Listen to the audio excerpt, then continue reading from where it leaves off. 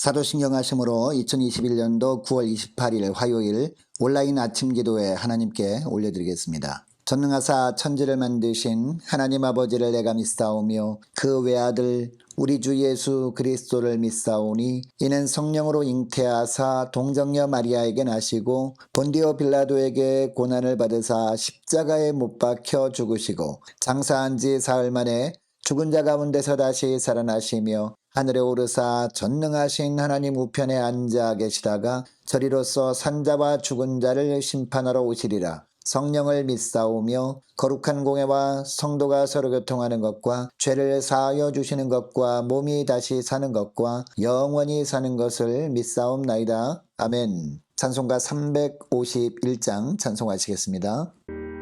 믿는 사람들은 주의 군사니 앞서가신 주를 따라갑시다. 우리 대장 예수 길을 들고서 적잖아는 곳에 가신 것 보라. 믿는 사람들은 주의 군사니 앞서가신 주를 따라갑시다. 원수와 귀 모두 쫓겨가기는 예수 이름 듣고 겁이 남이라. 우리 찬송 듣고 지옥 떨리니 형제들아 주를 찬송합시다. 믿는 사람들은 주의 군사니 앞서가신 주를 따라갑시다. 세상 나라들은 멸망당하나 예수 교회 영영 왕성하리라. 마귀 권세감이 해치 못함은 주가 모든 교회 지키심이라. 믿는 사람들은 주의 군사니 앞서가신 주를 따라갑시다. 백성들아 와서 함께 모여서 우리 모두 함께 괴가 부르세. 영원토록 영광 권세 찬송을 우리 임금 주께 돌려보내세. 믿는 사람들은 주의 군사니 앞서가신 주를 따라갑시다. 아멘. 하나님 아버지 감사합니다. 지난밤에도 단잠을 허락하시고 또 이 새벽에도 주님께서 깨워주셔서 오늘 하루도 건강한 모습으로 지낼 수 있도록 은총 내려주심을 감사합니다. 오늘도 주님께서 인도하신 대로 순종하며 살기 위하여 주님의 말씀을 듣기 위하여 주 앞에 엎드렸습니다. 주님께서 이 시간에 주신 말씀대로 순종함으로 말미암아 오늘도 주님과 동행하는 복된 하루가 되게 하여 주옵소서. 감사드리오며 예수님의 이름으로 기도드리옵나이다. 아멘. 이 시간에 하나님이 주시는 말씀은 이사야 63장입니다. 이사야 63장 1절부터 14절까지 말씀. 자, 화면을 보시면서 1절부터 합독하시겠습니다. 에돔에서 오는 이 누구며 붉은 옷을 입고 보스라에서 오는 이 누구냐? 그의 화려한 의복 큰 능력으로 걷는 이가 누구냐? 그는 나이니 공의를 말하는 이요 구원하는 능력을 가진 이니라. 어찌하여 내 의복이 붉으며 내 옷이 포도즙 틀을 밟는 자 같으냐? 만민 가운데 나와 함께한 자가 없이 내가 홀로 포도즙 틀을 밟았는데 내가 노함으로 말미암아 무리를 밟았고 분함으로 말미암아 짓밟았으므로 그들이 선혈이 내 옷에 튀어 내 의복을 다 더럽혔음이니 이는 내 원수 갚는 날이 내 마음에 있고 내가 구속할 해가 왔으나 내가 본즉 도와주는 자도 없고 붙들어주는 자도 없으므로 이상하게 여겨 내 팔이 나를 구원하며 내 분이 나를 붙들었음이라. 내가 노함으로 말미암아 만민을 밟았으며 내가 분함으로 말미암아 그들을 취하게 하고 그들이 선혈이 땅에 쏟아지게 하였느니라. 내가 여호와께서 우리에게 베푸신 모든 자비와 그의 찬송을 말하며 그의 사랑을 따라 그의 많은 자비를 따라 이스라엘 집에 베푸신 큰 은총을 말하리라. 그가 말씀하시되 그들은 실로 나의 백성이요 거짓을 행하지 아니하는 자녀라 하시고 그들이 구원자가 되사 그들이 모든 환난에 동참하사 자기 앞에 사자로 하여금 그들을 구원하시며 그의 사랑과 그의 자비로 그들을 구원하시고 옛적 모든 날에 그들을 드시며 안으셨으나 그들이 반역하여 주의 성령을 근심하게 하였으므로 그가 돌이켜 그들이 대적이 되사 친히 그들을 치셨더니 백성이 옛적 모세의 때를 기억하여 이르되 백성과 양떼의 목자들 바다에서 올라오게 하신 이가 이제 어디 계시냐? 그들 가운데 성령을 두신 이가 이제 어디 계시냐? 그의 영광의 팔이 모세의 오른손을 이끄시며 그의 이름을 영원하게 하려 하사 그들 앞에서 물을 갈라지게 하시고 그들을 기품으로 인도하시되 광야에 있는 말같이 넘어지지 않게 하신 이가 이제 어디 계시냐? 여호와의 영이 그들을 골짜기로 내려가는 가축같이 편히 쉬게 하셨도다. 주께서 이와 같이 주의 백성을 인도하사 이름을 영화롭게 하셨나이다 하였느니라. 아멘.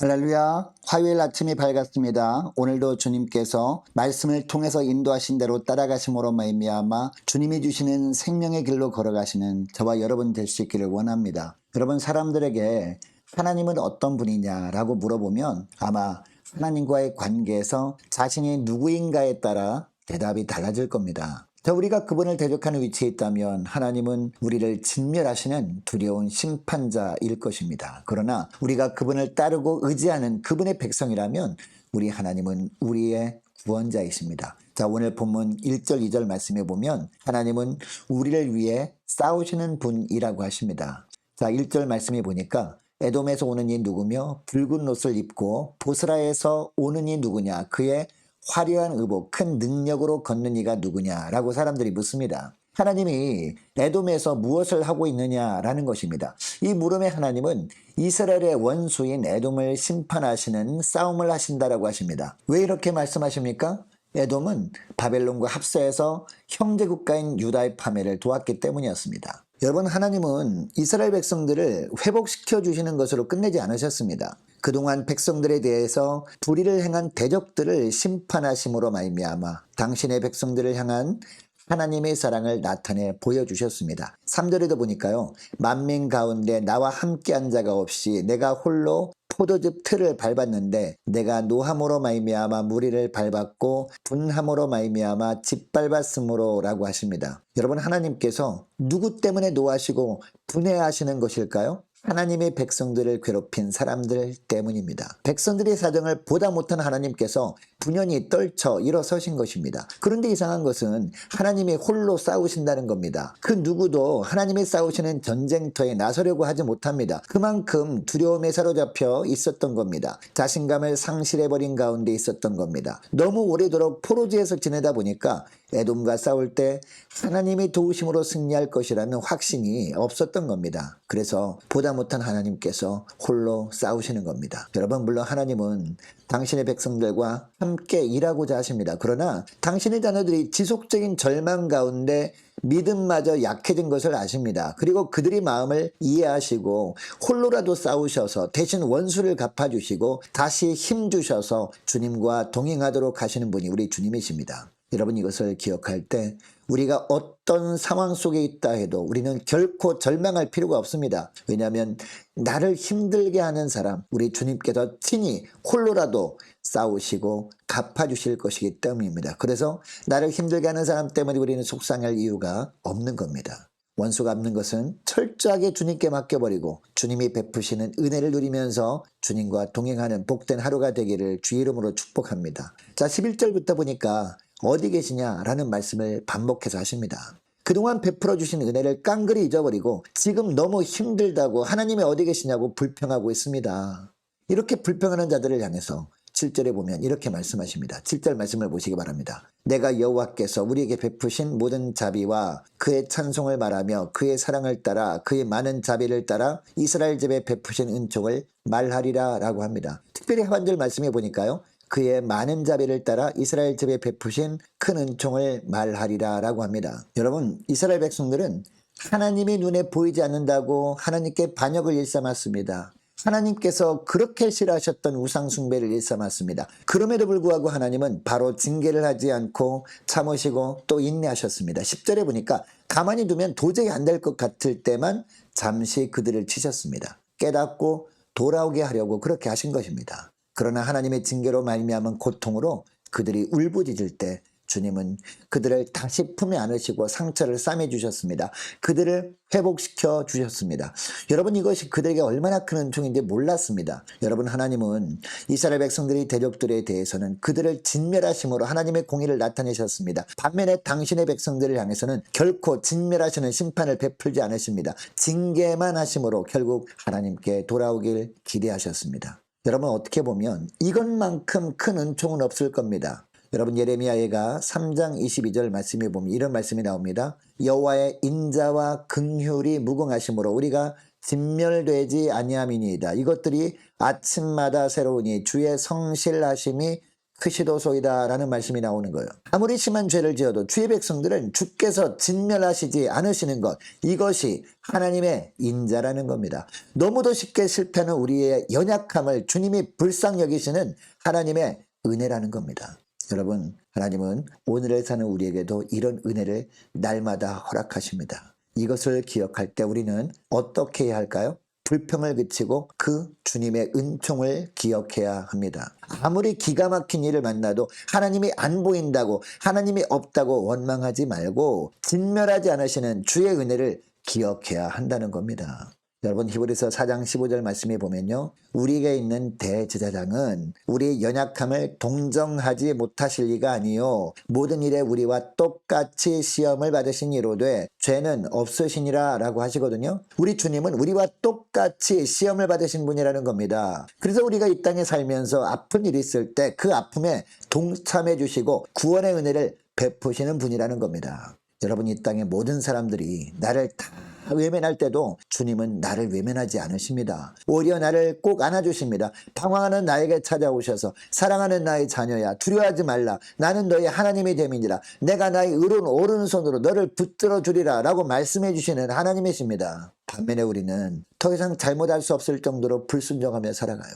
그러므로 여러분, 우리는 고난의 때를 지날 때 하나님 앞에 나와서 어떻게 합니까? 하나님께서 나를 위해 무엇을 했느냐고 묻기 전에 내가 그 하나님께 한 것이 무엇인지를 돌아보아야 할 줄로 믿습니다. 그래서 더욱 주님의 영광을 위해 살아가는 주의 백성들이 되어야 할 줄로 믿습니다. 여러분, 하나님의 구원은 하나님의 백성들이 의롭기 때문이 아니었습니다. 의로운 백성이 되게 하시려고 구원하신 것이었습니다. 백성들이 간혹 죄악으로 방황할 때도 있지만 주님은 한시도 눈을 떼지 않으시고 그들을 인도하십니다. 그들이 아플 때 자식처럼 아파하십니다. 그리고 결국엔 안식의 땅으로 인도하신 분이 우리 하나님이십니다. 그 안식의 땅에서 하나님을 잘 섬길 만한 백성으로 다시 새롭게 창조해 주시는 것, 이것이 하나님의 참 사랑입니다.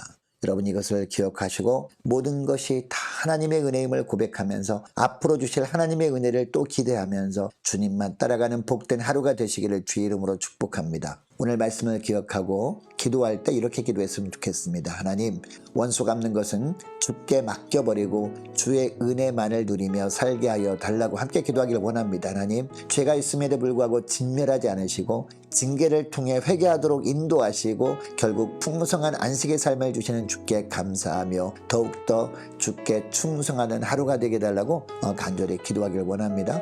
계속 기도할 것은 오늘 하루 하나님 앞에서 살게 하시고 세상에서 구별된 삶을 살게 주옵소서. 간절히 기도하기를 원합니다. 많은 환우들을 위해서 기도해 주시기 바라고, 수능을 앞둔 우리 고3 수험생들과 취업을 앞둔 우리 자녀들을 위해서 우리 함께 기도하기를 원합니다. 우리 선교사님들을 위해서 기도해 주시기 바라고, 특별히 나라 민족을 위해서 함께 기도하기를 원합니다. 하나님, 이 나라 민족 주님 지켜 주옵소서. 또 우리 교회 앞날을 위해서도 우리 함께 기도하기를 원합니다. 저와 여러분이 가지고 나온 기도 제목을 놓고 우리 함께 기도하기를 원합니다. 자, 기도하겠습니다.